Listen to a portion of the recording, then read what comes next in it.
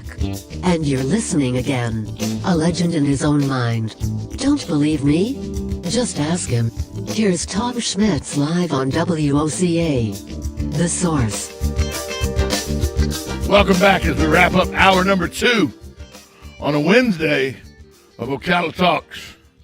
You know, I read an article by Austin Miller that was published in the Ocala Star-Banner, and it was about the District 3 race for City Council. That's the race that has Jay Musley, the incumbent, Rusty Juergens, and Ty Schlichter. And they're vying for District 3 seat, and they went, and Austin Miller reached out to them all, and here's what happened. Rusty Juergens, he said he's been a business owner here in the city. He's given his firsthand experience on how local leaders' decisions affect our community. He tries to volunteer as much as possible, feels extensive city experience is a true asset to serving the city. He said, I'm serious about wanting to strengthen our city. I'm aware of what that will take. Our city needs experience that counts, experience that isn't afraid to do the hard work. Jay Musley, been in office since May of 2012. Musley said he's been instrumental in clearing the way for Industrial Park with the attractive businesses like Amazon and Chewy. He was also the lead negotiator in getting AutoZone to the area.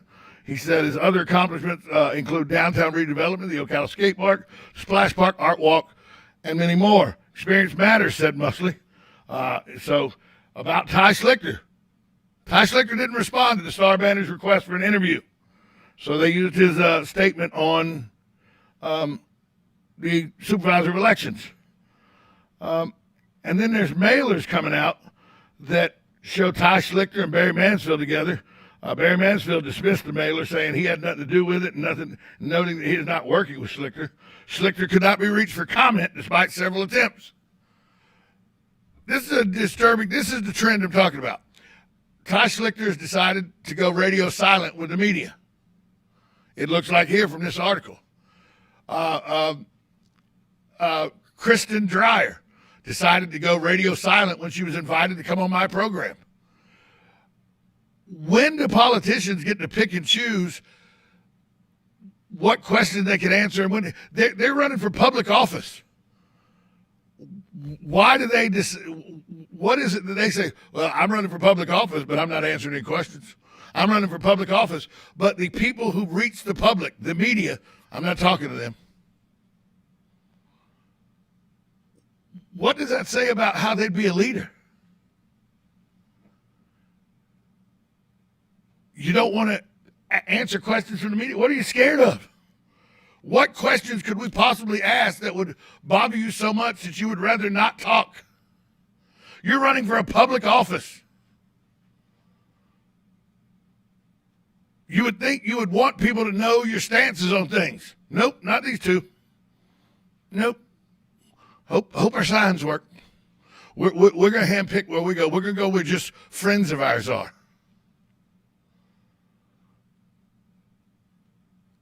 That's horrible in my opinion. Well, our handlers say that we can only go here because you're not a nice person or you're a meathead who's not very smart. So, we don't need your show. Okay. But a lot of people listen to this show. A lot of people read what Austin Miller writes. A lot of people go around looking at other media outlets. And I'm as objective as I can be, folks. I'm an equal opportunity aggravator. I aggravate everybody.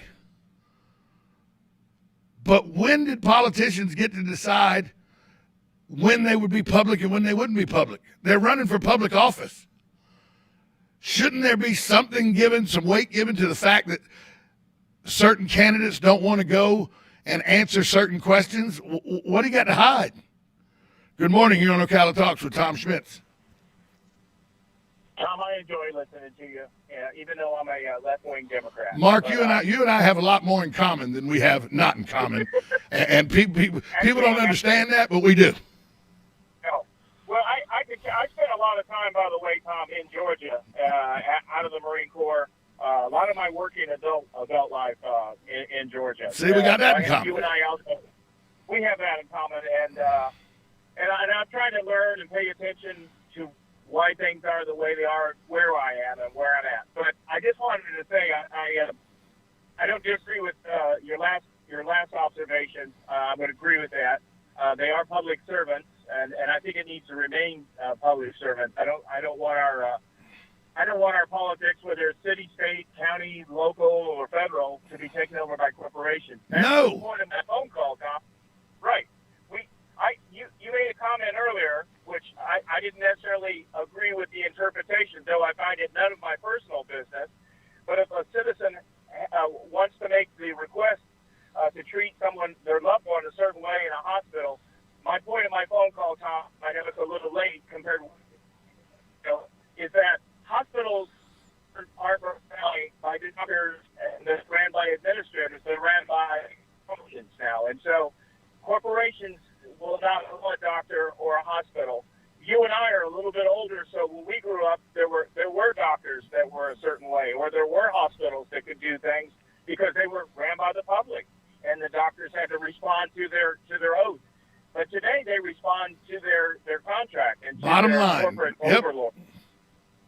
So that's the point of my call, Tom. And so that also goes back to social media. Social media, they say, well, it's censored, and the power, and I'm not putting it all on the Republicans, but it is what keeps small businesses small is the power of the large corporations, Tom. I'll get off the air and listen to you. Hunter, once again, I don't think we're as far apart as you think we are, Mark. But you're entirely correct about. Thanks for the call. You're entirely correct about the conglomerates that own hospitals now. That the HCAs of the world and the Advents of the world that are there for their investors and they're there for bottom line. I think one of the worst things we ever did was let what is now Advent become privatized. Monroe was a great hospital, one of the top 5 public hospitals in the state year in and year out. It ain't that now, brother. I promise you that. So, you make a valid point. And once again, politicians are controlled by corporations. The 2 politicians that won't talk to the media in our town, who's controlling them? We don't know because they won't talk to people. Are they being controlled? What's going on? These are all questions that nobody can seem to get an answer for because 2 people running for public office refuse to speak in a public forum. Now, is it because they don't like Austin Miller? I don't know. It's because they don't like me? I don't know. I know that it's been said that, he's just a meathead that isn't that smart. Why does he think his radio program's that important? I don't think that my radio program's that important. Listeners that listen to it seem to think that it has some value, though. I'm amazed every day that people call in and say, Tom, I listen to your show. Amazed every day. But if you're running for public office, if people are calling in, like Mark listens. Mark might need to hear your message if he lives in the city. I don't know if Mark lives in the city or not. But we have people call every day. There's a reason people buy advertising on this station, because people listen. And yet people running for public office go, we don't need to be part of that. We're very busy. We're busy. We can't make it. Then, Ty Schlichter doesn't respond to Austin Miller's repeated request for comments that were very innocuous. He was just trying to get, there was no questions here. They just wanted to know what their stances were. You heard what I read about Rusty and Jay. What are people afraid of? And don't say, the mainstream media, because I'm not the mainstream media. I'm just not. I believe media should be, give you each side of the story. And I try to do that. Yes, sometimes I give you my opinion. But, that's because the sign says Ocala Talks with Tom Schmitz. But I try to present things in as objective a way as I can most of the time. What are politicians scared of? I just don't get it. But it has to make one wonder, what are they ducking? What are they trying to hide from? What is Ty Schlichter, what is Kristen Dreyer trying to hide from by not coming on to social media? I mean, to platforms like this. We'll be right back after this timeout. Broadcasting from the Ocala International Airport, this is WOCA AM, W242CA FM, Ocala. 1370 AM, 96.3 FM, The Source. USA Radio News with Lance Pry. More than 900 pages obtained through the Freedom of Information Act by the Intercept publication exposes Dr. Anthony Fauci for lying, and the Wuhan Research Facility as possibly ground zero for COVID-19, all paid for with U.S. tax dollars. Former President Trump weighs in on Newsmax TV. Well, it's a terrible thing when you look at it, and you look at the different data that's coming in, and it's coming in pretty fast and furious, as they say. It's not good, and I think it's a total disgrace. The mayor of Acapulco, Mexico, Adela Roman, is reporting nervous breakdowns because so many aftershocks, natural gas leaks, and landslides. A 7.1 earthquake struck just outside Acapulco, Mexico, about 2 a.m. local time Wednesday morning. Electricity and telephone lines have gone out for nearly 1.6 million people in the area. Buildings were reported to have been shaking in Mexico City, 230 miles away from the quake's epicenter. USA Radio News. You take steps to stay healthy when at the pharmacy picking up vitamins or filling a prescription. May I help you? Take another healthy step right now and ask the pharmacist how Prevnar 13 can help protect you from pneumococcal pneumonia, a potentially serious bacterial lung disease. If you're 65 or older, a trip to the pharmacy is a lot more pleasant than a trip to the hospital because of pneumococcal pneumonia. Help protect yourself with the Prevnar 13 pneumococcal 13 valent conjugate vaccine, diphtheria CRM 197 protein. Prevnar 13 is approved for adults to help prevent infections from 13 strains of the bacteria that cause pneumococcal pneumonia. Prevnar 13 does not protect against all strains of the disease. Stop by the pharmacy today and ask about Prevnar 13. Learn more at Prevnar13.com. Don't get Prevnar 13 if you have had a severe allergic reaction to the vaccine or its ingredients. Adults with a weakened immune system may have a lower response to the vaccine. The most commonly reported side effect was pain at the injection site. For additional common side effects and full prescribing information, please call 1-866-694-9300 or visit Prevnar13.com.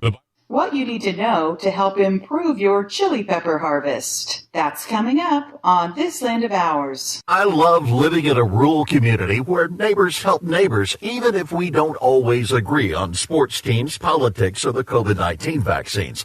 We all have our opinions. Getting vaccinated is your choice, and no one can make your mind up for you.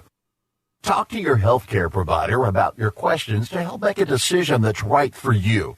GetVaccineAnswers.org has the latest information to help you decide. A message brought to you by the Ad Council. Great news, Florida farmers. The Florida legislature has passed hemp legislation allowing hemp to be grown. The alternative crop of the future is coming soon to Florida. With more than 25,000 different uses, hemp is the less water, less fertilizer, cover crop you've been waiting for.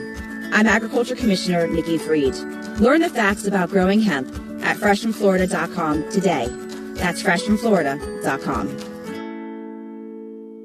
Chilies bring the heat to your culinary dishes, and they're a fantastic option for new gardeners. These plants tend to produce well, even if you don't pay much attention to them. Here's what you can do for them to give you the best harvest ever. Start seeds indoors and keep them warm, about 80 to 85 degrees, while keeping soil moist but not soggy. Don't plant seeds outdoors too early. Frost or cold temperatures could be a killer. When you do get them outdoors, make sure they see as much sun and heat as possible. Load them up with compost and keep soil slightly acidic. Give them plenty of space between other plants to prevent overcrowding and diseases. Only plant them next to favorable companions, such as lettuce, beets, carrots, or